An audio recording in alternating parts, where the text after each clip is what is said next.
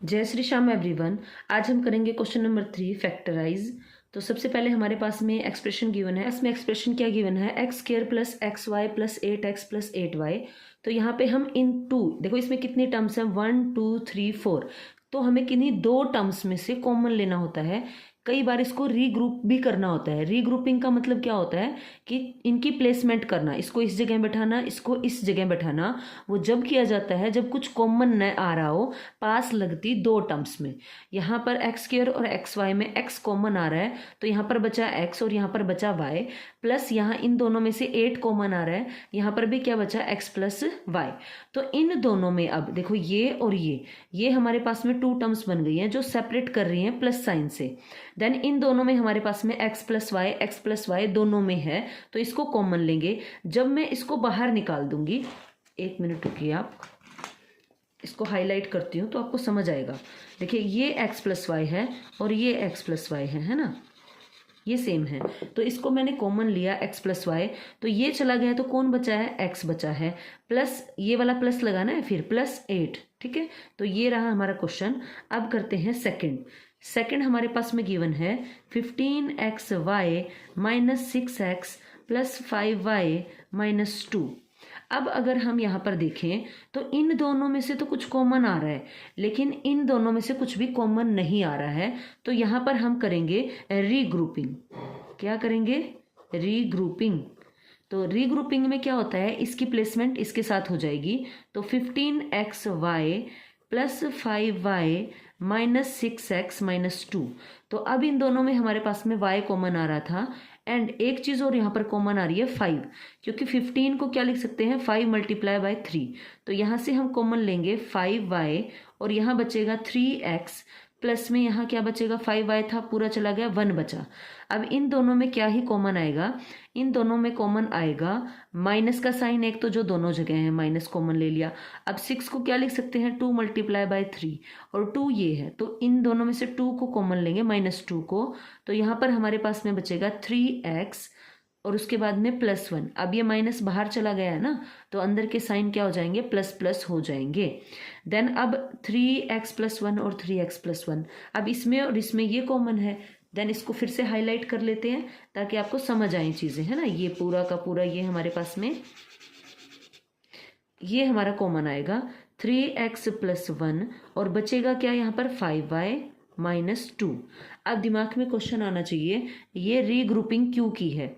जब मैं इसमें से कॉमन ले रही थी तो यहाँ तो मेरे पास में कॉमन आ रहा था, 3x आ जाता कॉमन, लेकिन यहाँ पे मेरे पास में कोई भी चीज़ कॉमन नहीं आ रही थी। और इस टाइप से ये सेम चीज़ नहीं बन पाती जिसको मैं कॉमन ले पाती। अब इस फैक्टर में और इस एक्सप्रेशन में क्या डिफरेंस है? देखो यहाँ पर इन दोनों के बीच में मल्टीप्लाई का साइन है, और ये पूरी की पूरी एक्सप्रेशन की जो टर्म्स हैं वो प्लस माइनस से सेपरेट हो रही हैं। ठीक है, तो इसी तरीके से ये हमारे क्या हो गए हैं, इसके फैक्टर्स हो गए हैं। आगे चलें, थर्ड क्वेश्चन हमारे पास में है ax plus bx minus ay minus by। तो ये क्वेश्चन है हमारे पास में। अब ये देखिए, अगर इन दोनों में से हम x कॉमन ले लें तो हमारे पास में क्या बचेगा, a प्लस बी, और यहाँ भी हम y कॉमन ले सकते हैं, तो इसे रीग्रुपिंग करने की ज़रूरत नहीं है। तो यहाँ पर हम x को कॉमन लेंगे तो यहाँ बचेगा a प्लस बी। देन यहाँ पे माइनस दोनों जगह है ना, तो माइनस कॉमन ले लो ताकि वो प्लस बन जाए और ऐसा हो जाए बिल्कुल। तो माइनस का y कॉमन लेंगे तो a प्लस में क्या बचेगा, b बचेगा। अब इन दोनों में कौन सा सेम है, a plus B and a plus B. अब इसको क्या ले लेंगे, कॉमन, और हमारे पास में क्या बचेगा, x माइनस वाई बचेगा। तो ये रहे इसके फैक्टर्स, यहाँ लाइन लगा लेते हैं। देन नेक्स्ट क्वेश्चन है हमारे पास में question number 4, 15pq plus 15 plus 9q plus 25p। अब हमने कॉमन लेना है। अब यहाँ पर भी देखिए, इन दोनों में कुछ भी कॉमन नहीं आ रहा है, नहीं आ रहा है ना, न तो कोई ही कांस्टेंट टर्म आ रही है बाहर, न ही कोई वेरिएबल आ रहा है। तो हम क्या करेंगे, इसकी प्लेसमेंट कर देंगे। तो ये रहेगा 15pq प्लस 9q, इसको यहाँ ले आई, देखिए मैंने इनकी प्लेसमेंट की है, इन दोनों की। देन प्लस में 15 प्लस 25p। अब इन दोनों में क्या कॉमन आ रहा है, 3 5 15 होता है भाई, और 3 3 9 होता है। तो एक तो 3 कॉमन आ गया, दूसरा हमारे पास में क्यू कॉमन आ गया। तो हमारे पास में क्या बचा, 5, और साथ में बचा p, 5p बचा। देन प्लस में अब यहाँ से 3 भी चला गया और क्यू भी चला गया, तो हमारे पास में क्या बचा है, 3 बचा है। अब इन दोनों में से भी कुछ ऐसा कॉमन लो कि वो 5p + 3 बन जाए, है ना। तो उसका तरीका क्या है, अगर मैं इसमें दोनों में से 5 कॉमन ले लूँ, 5 3 भी 15 होता है और 5 5 25 होता है, तो 5 को कॉमन लेंगे तो यहाँ पर मेरे पास में 3 बचेगा और यहाँ पर मेरे पास में 5p बचेगा। चाहे आप 5p + 3 हो, चाहे 3 + 5p हो, दोनों सेम होता है और हम इसको क्या ले लेंगे, कॉमन ले लेंगे। और आप इसको जो मर्जी चाहें ये लिखो या ये लिखो। अब बचा क्या यहाँ पे, 3q + 5। तो ये था आपका क्वेश्चन नंबर 4। आगे बढ़, ये हमारे पास में एक्सप्रेशन गिवन है z - 7 + 7xy - xyz। तो अब इन दोनों में देखिए कुछ भी कॉमन नहीं आ रहा है, यहाँ z है, यहाँ -7 है, लेकिन यहाँ पर 1 कॉमन आ रहा है क्योंकि 1 सबका फैक्टर होता है। अगर मैं इसको लिखूं 1 × z तो z ही रहेगा, इसको लिखूं 1 × 7 तो 7 ही रहेगा।